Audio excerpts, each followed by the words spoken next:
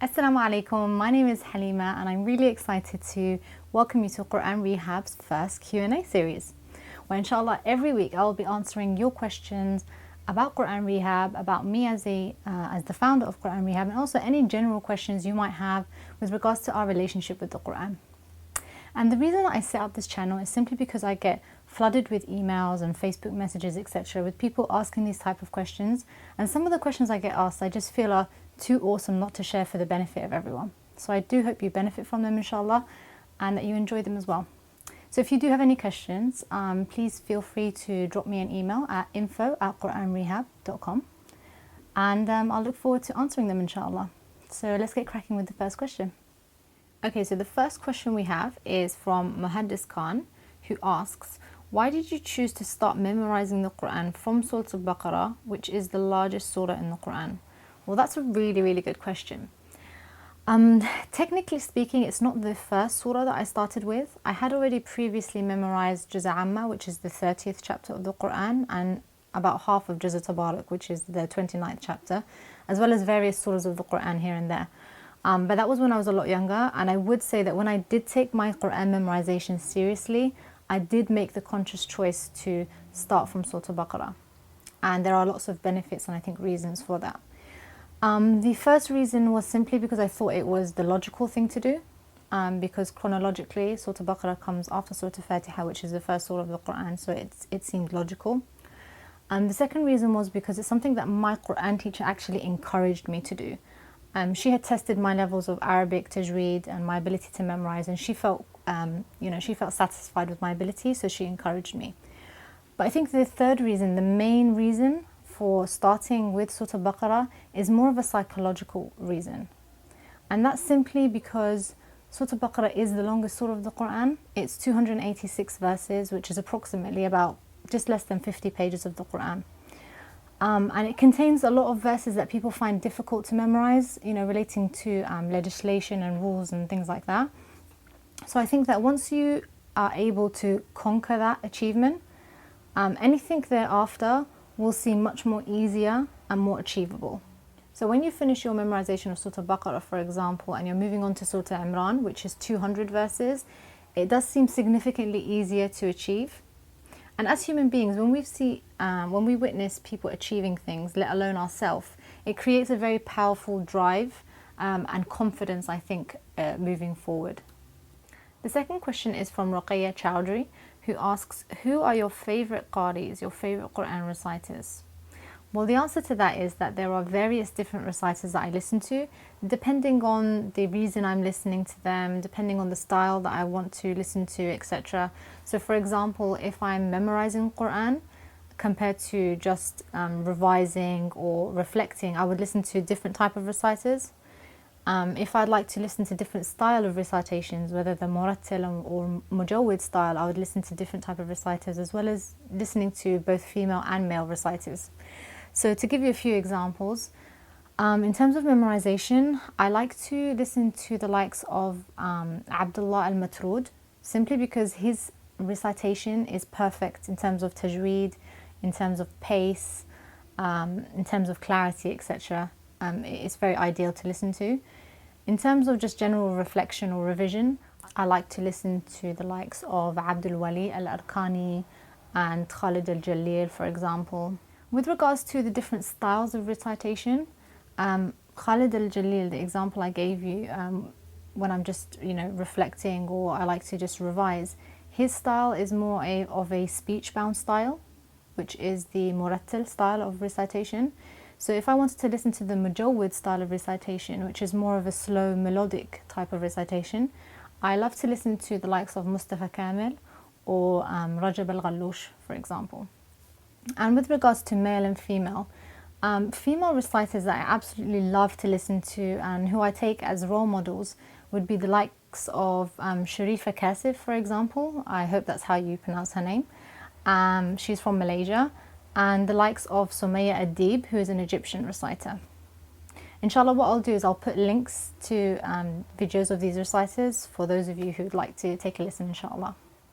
Now, our third and last question is from Khadija Salim, who says, why did you choose the name Quran Rehab for your project? Okay, Khadija, well, the reality is that as human beings, we all want happiness and success, both in this dunya and the next.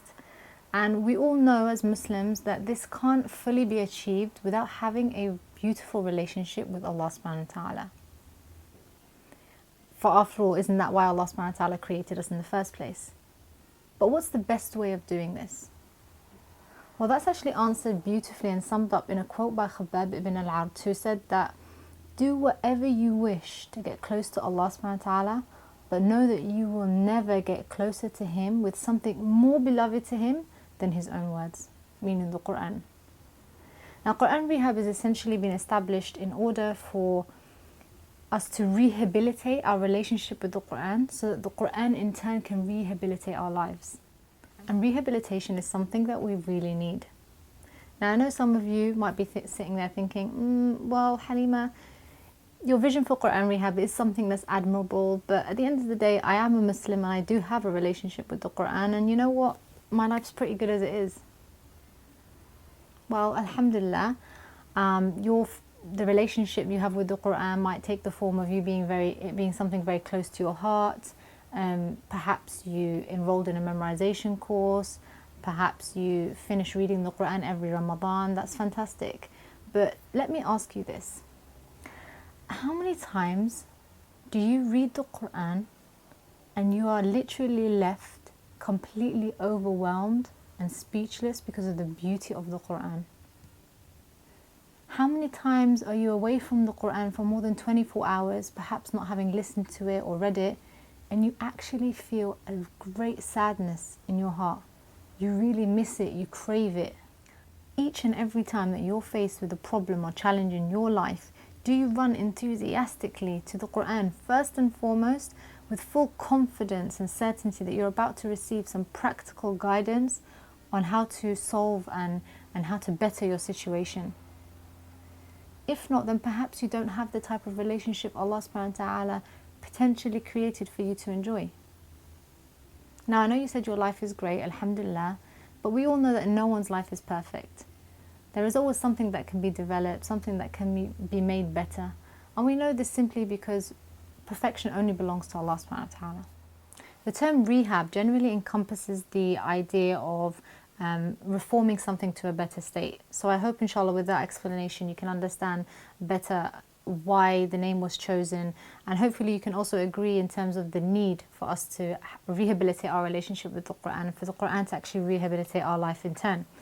But there is actually two differences when it comes to using the term rehab in the general sense from using it in the term with Quran rehabilitation, which I'd just like to take a minute to clarify and distinguish. Now, the first is that when somebody in the general sense is enrolled or administered onto some sort of rehab program, usually it focuses on a very specific area of someone's life, whereas with the Quran it has the potential to rehabilitate and reform every aspect of our life, whether that's our spirituality, our relationships, our health, our wealth, our career, our confidence, you name it. The second difference is that rehabilitation generally means to return you to a former good state. Now, with the Quran, it doesn't just take you back a few years when your life may or may not have been better. The Quran actually takes you way back to that unrestricted, pure, raw potential Allah subhanahu wa ta'ala created you with. Before you were given limitations, before you believed that you weren't good enough, before the seeds of fear, confusion, doubt or criticism were sown, before you were distracted from or forced to focus on other than your dreams and aspirations, before you gave up or you settled for less.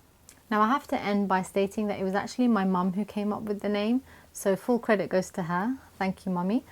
My mum is adorable, mashallah, tabarakallah. She is my number one cheerleader. Her and my dad are very supportive, so I think I'll probably end here by taking the opportunity, inshallah, to thank them for all their support. And to also thank you for all of your questions and for watching, and I hope that it was of benefit. My name is Halimah. You've been checked into Quran Rehab's first Q&A video. I hope you enjoyed it and benefited. So until next time, inshallah, take care.